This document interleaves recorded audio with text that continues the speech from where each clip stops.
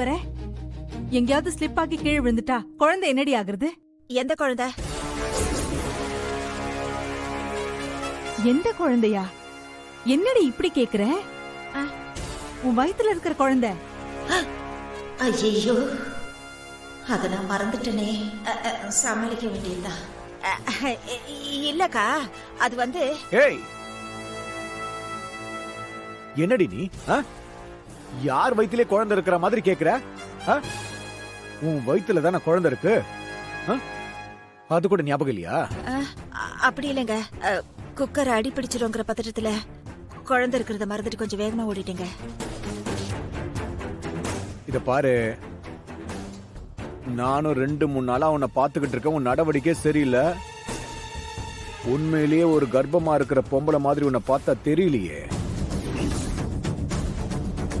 Assault அங்கே இங்கே ஓடிக்கிட்டு இருக்க. உன் வயித்துல இருக்கிறது என் குழந்தைடி, இந்த வீட்டோட வாரிசு. இந்த குழந்தைதான் என் வாழ்க்கையை எங்கேயே கொண்டு போக போதுன்னு ஜோசி சொல்லிருக்காரு, தெரியல? இதுல ஏதாவது வில்லங்க ஆச்சு, குழந்தைக்கு ஏதாவது ஆச்சுன்னு வை, மூஞ்சுக்கு ஜலம் பேத்துரும். தம்பி, என்னதான் இருந்தாலும் புள்ளத்தாச்சி ஏதோ ஆர்வ கோளாறுல வேகமா ஓடி வந்துட்டா. அதுக்காக இவ்ளோ கடுமையா பேசாதீங்க. பாருங்க, சட்டுன்னு இவ மூஞ்சே மாறி போச்சு. புள்ளத்தாச்சிக்கு இந்த மாதிரி அப்செட் ஆனாலோ கோவமானாலோ அதெல்லாம் உள்ள இருக்கிற குழந்தைய பாதிக்கும் தம்பி. அண்ணி சாரி, நீ மறந்துட்ட. நீ சாரி, ஏதோ ஒரு வேகத்துல பேசிட்டேன். ஏய், இங்க வா, இங்க வா. திட்ட மாட்டேன், வா வா வான்றல, வா இங்க பாரு. என்ன மறுபடியும் திட்ட வைக்காத ப்ளீஸ். ஜெயந்தி, நான் எது எதுக்கெல்லாம் கோவப்படுவேன்னு உனக்கே தெரியும்ல. இந்த குழந்தை எனக்கு கனவு, லட்சியம் எல்லாமே. அந்த குழந்தைக்கு ஒண்ணுன்னா எனக்கு கோவம் வந்துடும் உனக்கு தெரியும்ல. அது தெரிஞ்சிருந்தும் நீ என்ன கோவப்படுத்தினா எப்படிமா? இங்க பாரு, இனிமே நான் கோவப்பட மாட்டேன், சரியா? ஐயோ, முகமெல்லாம் எப்படி வாடி போயிடுச்சு பாரு. நீ பயப்படாத. நீ இப்படி டக்குன்னு சோகமானது எனக்கே ஒரு மாதிரி ஆகுது. அண்ணி, நீங்க சொன்னது கரெக்ட். நீ இனிமே ஜெயந்தி கிட்ட எந்த விஷயத்துக்கு நான் கோவப்பட மாட்டேன், சரியா? அதே மாதிரி என்ன கோவப்படுத்துற மாதிரி நடக்க கூடாது, சரியா? பரவாயில்லையடா, உங்ககிட்ட இவ்வளவு மாற்றத்தை நான் எதிர்பார்க்கவே இல்லை. அவகிட்ட நீ அன்பா பாசமா பேசி நான் பார்த்ததே இல்லையடா. குழந்தை மேல இவ்வளவு அன்பும் அக்கறையும் வச்சிருக்கிறத நினைச்சா எனக்கு ரொம்ப ஆச்சரியமா இருக்குடா. ஆமா, எனக்கு இது எவ்வளவு நாள் ஏகம் தெரியுமா?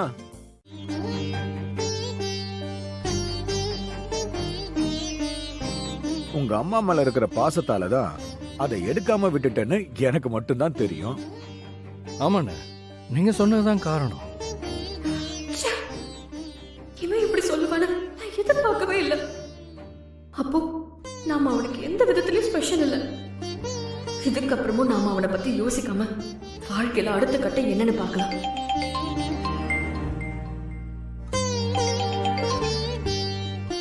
ஹலோ அக்கா, நான் சித்ரா பேசுறேன். எப்படிக்கா இருக்கீங்க? இருக்கேன் சித்ரா. நேர்ல வந்தோம், உங்ககிட்ட பேச முடியாம போச்சு. பாத்தீங்கல்ல, கர்ணாண்ண அப்பா சொல்லியும் உங்க கழுத்துல இருக்கிற தாலிய கழட்டல. தாலிய கழட்டல? ஆனா அதுக்கு என்ன காரணம் சொன்னான்னு நான் கேட்டேன். என்னக்கா சொல்றீங்க? உங்க அம்மா ஞாபகமா இருக்கிற அந்த தாலியை கழட்டினா அவங்க உன்னை மன்னிக்க மாட்டாங்கன்ற ஒரே காரணத்தினால தானே. அதை கேட்கறதுக்காக தான் நான் இவ்வளவு தூரம் வந்தேன். அண்ணே, ஆமாண்ணே, அது நீங்க சொன்ன காரணம் தான்.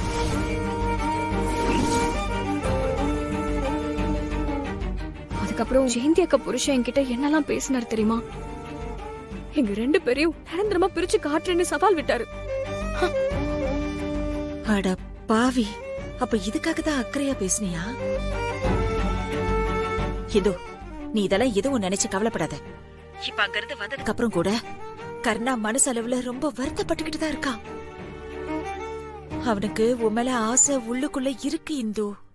ஆனா அவகிட்ட அதை கேட்கும் போது சொல்ல தயங்குறான். எல்லாமே சீக்கிரம் சரியாயிடும். என்ன நீங்க என்ன சமாதானப்படுத்துறதுக்கு என்னென்னமோ சொல்லாதீங்கக்கா. ஆனா ஆனா எனக்கு இதெல்லாம் நடக்கும்னு தோணல. நேத்து நீங்க என்கிட்ட வீட்டுக்கு வந்து என்ன கூட்டிட்டு போவாருன்னு சொன்னீங்க. ஆனா இன்னைக்கு ஆம்பளைங்க எல்லாரும் சேர்ந்து என் தாலியை கழட்ட நின்னாங்க. அத நீங்க கூட பாத்தீங்களக்கா? கருணா தாலியை கழட்ட மாட்டேன்னு சொன்னப்ப நான் சந்தோஷப்பட்டேன். ஒருவேளை அவனுக்கு என் மேல பாசம் வந்துருச்சோன்னு நினைச்சேன். ஆனா இப்ப அவன் பேசினதெல்லாம் கேட்டப்போ எல்லாம் முடிஞ்சு போச்சுக்கா. அது அவங்க அம்மா தாலிங்கிறதுனாலதான் கழட்டாம இருந்திருக்கான். இதுக்கப்புறம் நானும் என் வாழ்க்கைய பாத்துட்டு போயிடலான்னு இருக்கேன்க்கா. என்ன சொல்ற இந்து?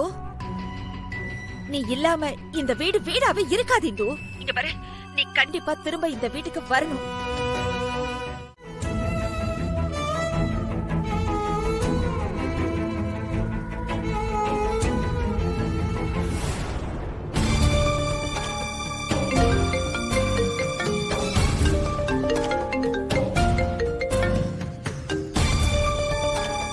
சொல்லுங்கண்ணே. எங்கடா இருக்கு? இங்கே வீட்டில் தானே இருக்கேன். நீங்கள் எங்கே இருக்கீங்கன்னு சொல்லுங்கண்ணே, நான் வந்துடுறேன். அதெல்லாம் வேணா, நீ உடனே பேங்க் போய் லாக்கர்ல இருந்து நம்ம சேட்டோட அப்பார்ட்மெண்ட் டாக்குமெண்ட்டை பத்திரமா எடுத்துருவோம். சரிண்ணே. இன்னும் 1 மணி நேரத்தில் வேற ஒரு பார்ட்டி அதை வாங்குறதுக்கு வராங்க. சரிண்ணே. டேய், 1 மணி நேரத்தில் அந்த பார்ட்டி இங்கே இருப்பாங்கடா. நல்லா கேட்டுக்கோ. இந்த டீல் முடிஞ்சா நமக்கு சொல்லைய 1 கோடி ரூபாய் லாபம் வரும். லேட் பண்ணாது. சரிண்ணே, நான் போயிட்டு வந்துடுறேன்.